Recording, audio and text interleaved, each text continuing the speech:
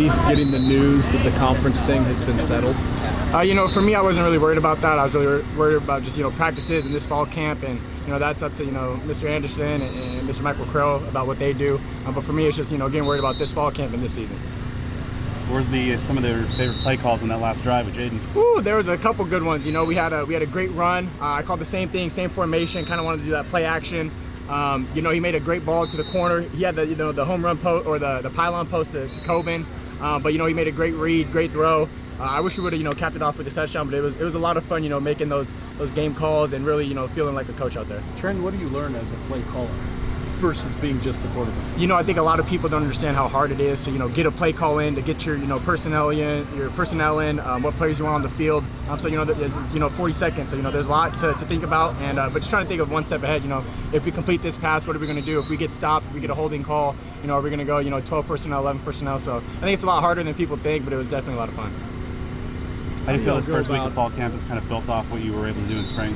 Yeah, you know, I think, you know, obviously, you know, the first couple of days it's going to be, you know, kind of getting, you know, out of the wrinkles and everything like that. But finally getting back on the field, you know, we're, you know, 20-something days away from our first game. So obviously the first couple of days weren't as, you know, smooth as we wanted to. But offensively, I feel like we've picked it up the last couple of days. And our defense, you know, is one of the best defenses, you know, we're going to see all season. So really just getting a great look from them and pushing each other.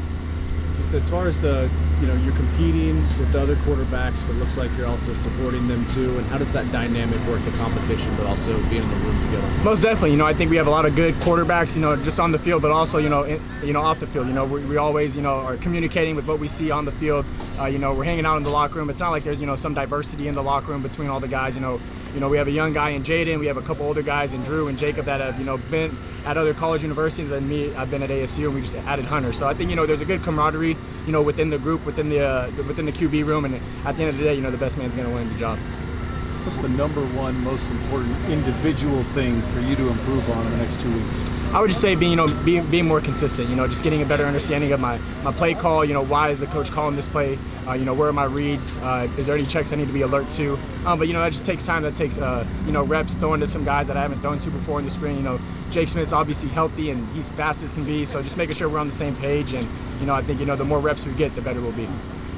You talk about some of those reads that you're looking at. Are there any reads specifically that you feel like you know you're recognizing more during this first week? Yeah, I would say, you know, we just had a counter, you know, to Javen. He scored, and I was telling my coach, I felt like pre-snap I kind of, you know, could play the play out before it even happened. So knowing this is a great look what we want, you know, we have numbers to the boundary. So if we can, you know, pull, kick out, pull and lead through, you know, Javen might go untouched, and Andre did a great job, you know, on the corner. He ran him off and then still blocked him in the end zone. So I think, you know, just getting a better understanding of the feel for the offense, and, you know, like I said, when you can get a good understanding of what's going to happen pre-snap, it makes it a lot easier and a lot of fun.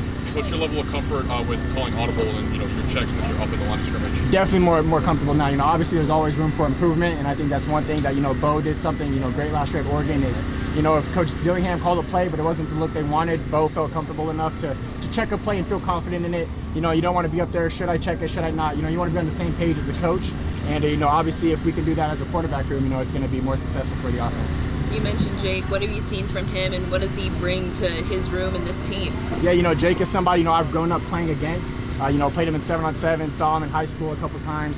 But, you know, he's somebody that's just going to work hard. He's not going to say much. He's a quick dude. But I think, you know, over this fall camp, people have definitely, you know, respected, and I was like, wow, like, who's that? Because, you know, obviously in spring he's kind of banged up. But he's just somebody that shows you, you know, it doesn't matter, you know, how much adversity you go through. As long as you put your head down and work, you know, it's going to be a positive outcome. Do you tell any of your teammates, like, this was the man in Arizona football? I tell them, but, you know, people are like, wow, he's got speed. I'm like, you guys understand, he was the Gatorade National Player of the Year, not just the state of Arizona, but national.